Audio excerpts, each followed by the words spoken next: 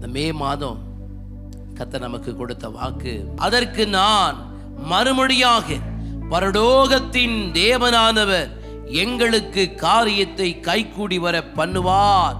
அவருடைய ஊழியக்காரராகிய நாங்கள் எழுந்து கட்டுவோம்.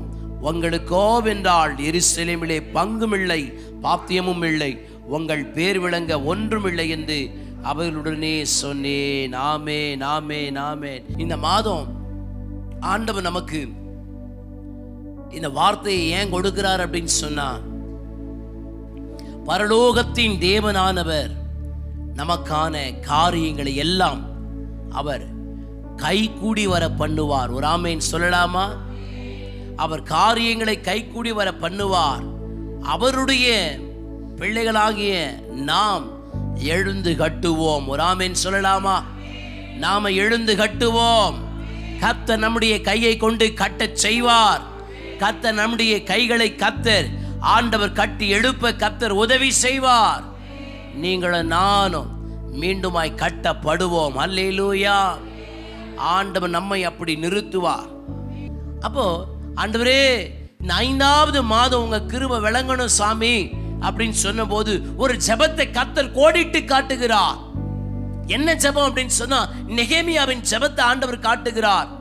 நெகேமியா ஒரு உறுதிப்பாட்டோடு சொல்லுகிறான், பரலோகத்தின் தேவனாகிய கர்த்தாவே, உம்மில் அன்பு கூர்ந்து உம்முடைய கற்பனைகளை கை கொள்ளுவர்களுக்கு, அப்பா இந்த வார்த்தையை மட்டும் நான் நம்பி இருக்கிறேன்ப்பா, வேற ஒன்றும் இல்லை. இந்த வார்த்தை என்னை வாழ வைக்கும், இந்த வார்த்தை நான் தோற்று போகாதபடிக்கு என்னை நிறுத்தும், இந்த வார்த்தை என்னை நடத்தும்னு சொல்லி இதை மாத்திரம் நான் நம்பி இருக்கிறேன்னு சொல்லி அவன் சொல்லுகிற அந்த வார்த்தையை நீங்க கேட்க முடிகிறது. இந்த வார்த்தையை மாத்திரம் நம்பி இருக்கிற அப்படின்னு சொல்றவங்களுடைய வாழ்க்கையில கர்த்தர் காரியங்களை கைகூடி வர பண்ணுவார். உங்களுடைய காரியம் கைகூடி வர பண்ணுவார். ஆண்டவர் உங்களை கொண்டு கர்த்தர் கட்டுவார். நீங்கள் கட்டப்படுவீர்கள்.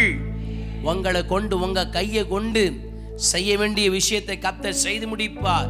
அல்லேலூயா. இந்த மாதம் கர்த்தருடைய அபிஷேகத்தை சார்ந்து சொல்றேன், பரலோகத்தின் தேவனானவர் எங்களுக்கு காரியத்தை கைகூடி வர பண்ணுவார். அப்படி என்றால் கர்த்தர் உங்களுக்கான வெற்றிகளை சிறைக்க பண்ணுவார். ஒரு ஆமென் சொல்லலாமே? கர்த்தர் உங்களுக்கான ஒரு வெற்றியை வச்சிருக்கிறாரு. உங்களுக்கான ஒரு ஜெயத்தை கர்த்தர் வச்சிருக்கிறார். உங்களுக்கான ஒரு ஜெயத்தை கர்த்தர் கிராண்ட் பண்ணுவாரு.